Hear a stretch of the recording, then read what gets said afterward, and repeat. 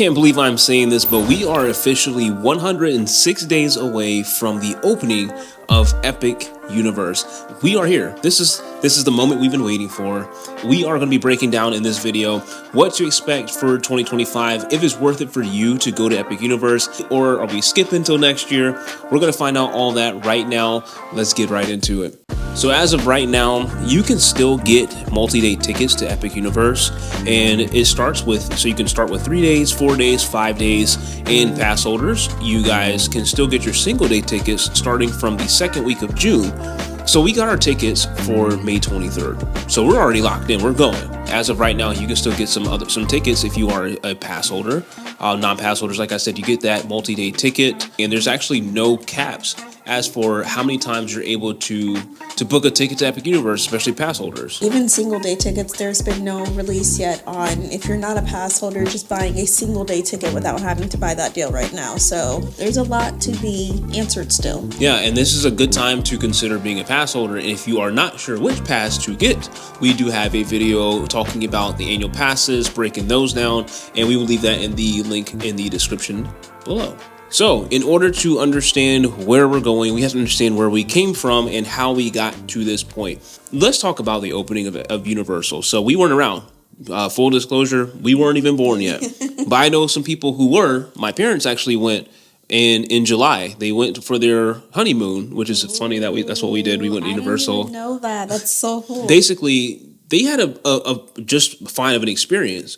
And that is the complete opposite of the people who went to Universal beforehand. So you probably heard before, opening day Universal was probably not the best. A lot of the attractions weren't working. I think 3 of the biggest attractions. Right, it was Jaws, Confrontation, and Earthquake. Yeah, they weren't even working. And so a lot of the people apparently got rain checks that day, got some refunds. And you can't help but wonder if that is going to happen to Epic Universe. I don't think that would happen because they just have too many talented people. Not to say that they didn't have that before, because let's be honest, the original rides at Universal were just something else. Amazing, just so amazing. But they have such a talented group of people, because I know back then they had a group of people that had never worked in those spaces before on that level of attractions, that level of theme park. So it's very new to them. But this, we got seasoned people who know what they're doing, who are just going to come out and show out. And I will be honest, even if that did happen, I would be happy to just walk around and take in the views of Epic. Especially knowing that, Universal's very good at righting their wrongs. I'm okay just walking around for the day. I'll come back again. And I think that's huge. That's what we like about going to Disney right now, is that, you can just walk around the park and not have to worry about riding the rides.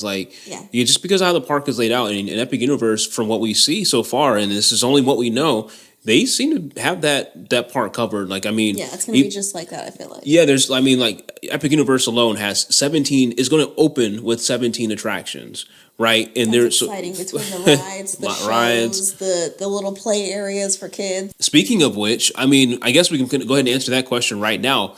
Is Epic Universe family friendly? Well, if you are new to the channel, we're Jordan and Ashley. We have 5 children, and we will be bringing the kids to Epic Universe. And I can tell you, it's definitely a great investment, even right now, because it has, like we said, 17 attractions, and a majority of them kids can ride. So we have kids from age range 7 to baby 1 down. So that kind of lets you know just the variety that Epic Universe is coming with. I think our 3 or 4-year-old can ride just about everything besides the roller coaster, Stardust Racers. But 3 and up is a good age for Epic Universe. And so that's huge. That was not the case even before when Universal opened in the past. Universal definitely has a lot more kid-friendly rides at their main park now, but I think that not Universal, but Epic Universe is going to have a lot more for them to do. And I think, what was the number that we came up with? I think 5 attractions. Yeah, it was about 5 rides that they 36 inches and up. 34 actually. 34, starting as low as 34 inches and up. We have no idea what we're going to do on that day, because you have to be a little bit flexible. If you've ever been to the opening day of anything,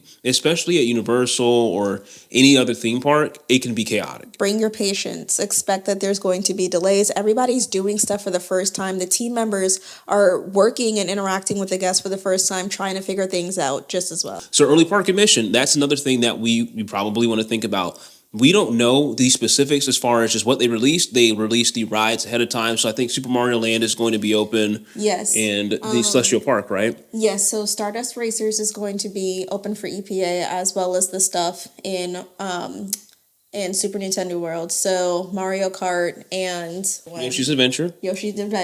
And the third one, Minecart Madness. Minecart Madness. Yes. You have all of Super Nintendo World, which I think is probably the land that you spend the most time in, just because there's so much to do. There is, the Toad School Cafe, a bunch of shops. There's a bunch of games that you can play, interactive activities. Power-up bands. Yeah. I wonder if that stuff will be active during EPA. Probably, right? I guess we'll have to find out. We got to find out. I can't wait to see. And we will be sure to bring you all of that information once we have our day in the park. So we have Super Mario Land. We have now also Celestial Park. And the thing about Celestial Park is we have 3 attractions within that first land alone. So that gives you plenty to sink your teeth into. So I think if nothing else, Astronomica is going to be working. I was going to say, so Astronomica is their splash pad area, which obviously there is no height requirement for that. Kids, adults, babies, go in there and get wet, especially the park is opening in May. It's going to be very, very, very hot. That's something that everyone is probably going to want to pass through. And then they also have the carousel ride. That doesn't have a height requirement either. The only thing you can't do is bring handheld infants, but other than that,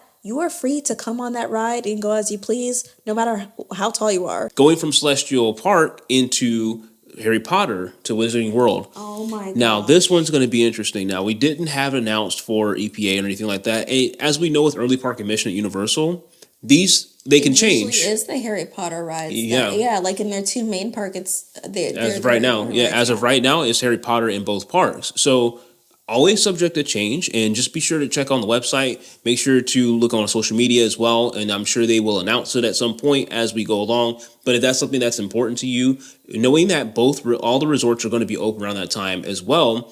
Stella Nova, Terra Luna, they have early park admission benefits, as well as the Grand Helios, because you're staying in the park. So that's something to keep in mind. I don't think that'll be an issue. A lot of that stuff is going to be ready and active as soon as the park opens, unless it's what we call peak season, which is the summertime. And that's our biggest thing that we keep thinking about as well. When we're talking about planning a vacation or planning a staycation, which I think we're going to try to stay maybe at Terra Luna or something like that, during that opening weekend, but or Stella Nova. Or Stella Nova again. I think the walk might be closer. We'll have to actually go to Terra Luna when they open and see like the walking distance between them. Which, if you haven't already, we did stay at Stella Nova recently, so we also will leave the link in that description below as well to that video, so we can check out our full breakdown review of Stella Nova. So it is an amazing place. We love it. We're definitely going to go back and possibly Terra Luna. But if I were you, I would probably, and this is something that I was literally, as we were looking at this video, I'm thinking about possibly getting tickets to Epic Universe again before the end of the year. Oh, before the end of the year. Before the end of the year, because I don't think one day is going to be enough. It won't be enough, no. Especially, what if we go, and we're going the day after the first day. What if things don't go right on that day? What if things aren't open? Well, we want to be able to experience it in its fullness, right? So I honestly don't think that's going to happen, but I'll take any excuse to buy another set of tickets again before it's time exactly. to go. But I will also recommend, especially for us, for yourselves, if you guys are thinking about taking the plunge and taking the trip, what would you do, Ashley? Are you team 2025 or 2026? I know where we're going, but let's just assume that we don't have tickets right now. Oh, I'm team 2025. There is absolutely no way that I could wait. I am not patient enough to wait for something like this. Like, this is just, talk about FOMO. This is like the one time where I'm just like, the anticipation is just too high. Like, I already drive by that area and I can see the Chronos going. When we stayed at Stella Nova, you can see like the lights going on the Chronos. You can hear the screams from the rides in Dark Universe. That was just pretty crazy. Oh my gosh. Like, there's just no way. I have to get into that park as soon as possible.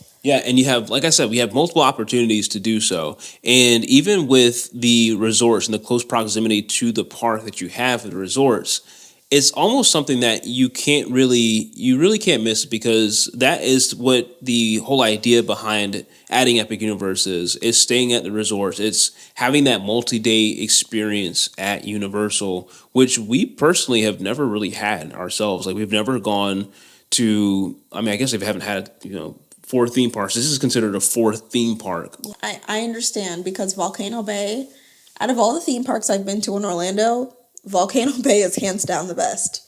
Yeah, Hands down. Especially, I mean, the water, like, however you categorize a theme park, water park, Volcano Bay is probably the best one one of the best that we've been to. 100%. One thing that we've seen before in the past with Universal is that you might get a different version of something. I'm a history nerd. And so if I think about the fact that, like, even to talk about Universal back in 1990 when it first opened, Jaws didn't open until 1993 because it had to be practically built from the ground up again. Over and over. Like, it's been through like 2 different versions of Jaws alone. And that's one of my favorite attractions of all time in Universal.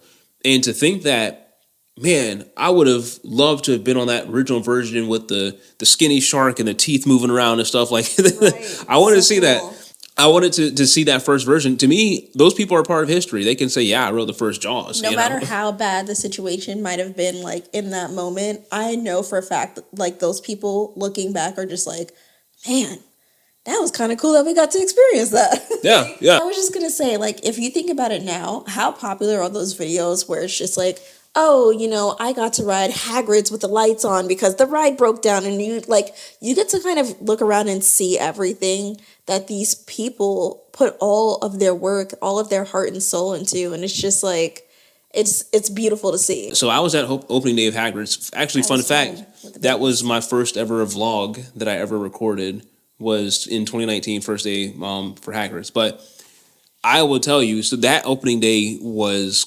crazy. It was crazy. So I got to Universal, and I want to say, I believe 5 in the morning. I still waited 3.5 hours to get to the ride. And mind you, we were there early, and I was by myself. This was I didn't have the whole crew with me at the time. And didn't you end up getting, like, passed up to the front, like, accidentally? Right. And so that's the crazy thing. I actually got moved up to the front because they opened up a single riders line out of nowhere. And you guys know how clutch the single riders line is at any theme park. Take it if you can. Take it if you can. But I got a single riders line. And like I said, most of my wait came before we even got to the attraction. All of that, 3 hours. See, I don't think it's going to be that bad for Epic because this is an entire park. This was all concentrated in one area for one ride. Like, for Epic, it's like there's nowhere but places to go. The shops, the playgrounds, the rides. Like, choose one. Which one do you want to experience first? Exactly. Even just walking around and taking everything in. So I feel like because they have, an entire theme park for people to explore that's new, I don't see that problem happening. Now, I do wonder about the lines getting in. Like, when you said you got there at 5 a.m. and you still had to wait, that kind of makes me wonder, like, how early do we need to go? What time do you think we need to get there to experience EPA and not be waiting outside trying to get in the park for that 1 hour that we have? And see, even thinking about it now just makes me, I don't know if anxiety is even the right word. Like, I'm just scared now at this feel point. it. Like, because I feel like we just need to camp out or something. you might as well just sleep on the floor outside the park that day. Because, I mean, even with EPA, we know it starts at 8 a.m. typically, and like an hour before the park opens. But You can't even get to EPA now. we've never successfully done EPA, ever since we had children. But you guys might be a little bit different. That is what we would personally recommend. Opening days, opening weekends, opening anything can be crazy. And if you go, just understand that this is always a possibility. And so if you're willing to accept that, then hey, have at it. So you're saying you would wait till 2026? If I I would didn't, wait until I would not wait. I'm getting it this year. Yeah, if I didn't live here, I would probably just wait until 2026 until I hear what they're going to do with the pass situation. Well, you know, this is something that they've done before, and this is something that this is not new, which is why we have the utmost confidence in this whole process, because they've done this before. Yeah. They know They're a world-class theme park. I feel like they got this in the bag. Yeah, and so hopefully we gave you some tips, some things to think about. Hopefully we didn't scare you too much from going Epic Universe in 2025. But if you want our opinion, I think we're kind of split 50-50. You know, I'd probably say wait if you don't live here. But if you do, and you're a pass holder, absolutely. Do it. Do it. Do it. You do you. But either way, as you can tell, we are super excited about Epic Universe. It's coming fast. It's coming soon. And we already, you know, Stella Nova has already opened up. Terra Luna is opening up in March. And from March, it's a runaway train to Epic Universe. And guys, we can't wait. But if you like this, please like this video if you did find some value in it. We appreciate you guys watching.